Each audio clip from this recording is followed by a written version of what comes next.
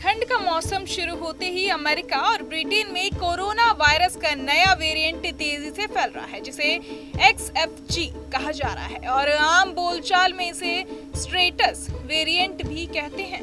America में ये variant पहले से 19 राज्यों में फैल चुका है, खासकर नेवादा, यूटा, कनेक्टिकट और डेलावेयर में 20 सितंबर को रोग नियंत्रण और रोकथाम केंद्र यानी CDC के आंकड़ों के मुताबिक इन राज्यों के अपशिष्ट जल में वायरस का स्तर उच्च या बहुत उच्च पाया गया, जिससे संक्रमण का खतरा बढ़ गया है।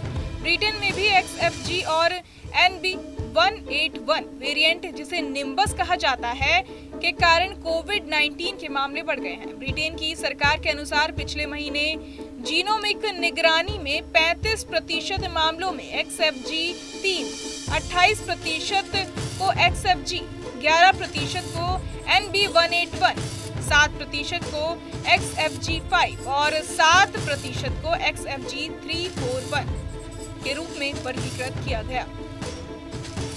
WHO ने 25 जून को एक रिपोर्ट में XFG को SARS-CoV-2 का ऐसा वेरिएंट बताया जिसे निगरानी में रखा गया है। XFG वेरिएंट ओमिक्रॉन के 2 सब स्ट्रेन का हाइब्रिड है। इसे पहली बार जनवरी 2025 में दक्षिण पूर्व एशिया में पाया गया था और इसके बाद ये पूरी दुनिया में फैल गया, खासकर अमेरिका में। ये वेरिएंट हमारे इम्यून सिस्टम को आंशिक रूप से चकमा दे देता है और इसलिए इसे थोड़ा ज्यादा संक्रामक माना जा रहा है। हालांकि आंकड़े बताते हैं कि ये पिछले ओमिक्रॉन वेरिएंट की तरह गंभीर बीमारी नहीं पैदा कर रहा। WHO का कहना है कि मौजूदा कोविड-19 टीके XFG के खिलाफ प्रभावी बने रहेंगे।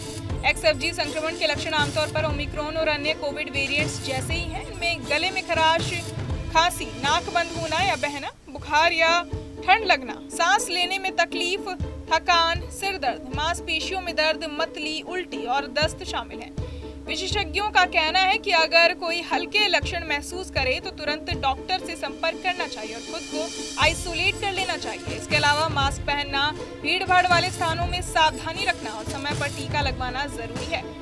वैज्ञानिक लगातार इस वेरिएंट पर नजर रख रहे हैं और नई जीनोमिक रिपोर्ट से इसके फैलाव और गंभीरता का आकलन कर रहे हैं। XFG ने दुनिया को याद दिलाया है कि कोरोना महामारी पूरी तरह खत्म नहीं हुई है और अभी भी सावधानी बरतने की जरूरत है।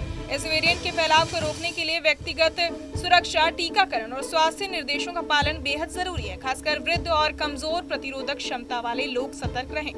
स्वास्थ्य मंत्रालय और WHO लगातार नए डेटा के आधार पर सलाह दे रहे हैं ताकि संक्रमण को फैलने से रोका जा सके और अस्पतालों पर दबाव ना पड़े। इस तरह XFG वेरिएंट ने अमेरिका और ब्रिटेन में कोरोना की सतर्कता फिर से बढ़ा दी है। यह हमें याद दिलाता है कि संक्रमण अभी भी कहीं भी फैल सकता है और सुरक्षा उपायों का पालन करना आवश्यक है।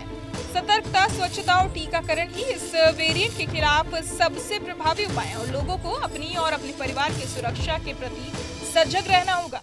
बहरहाल, इस पूरी खबर को सुनकर आप क्या कुछ सोचते हैं, हमें कमेंट बॉक्स में जरूर बताएं और बाकी तमाम खबरों के लिए सब्सक्राइब करें न्यूज नेशन।